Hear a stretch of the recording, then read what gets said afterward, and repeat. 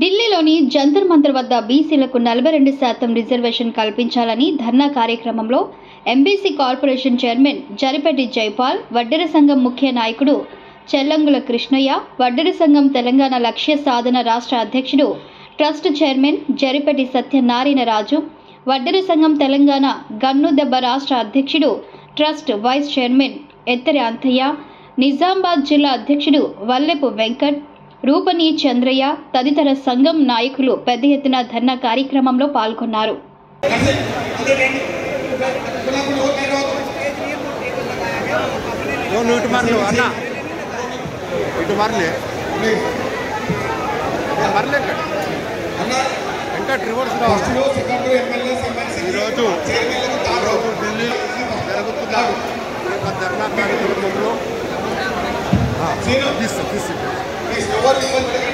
మన సభ మనం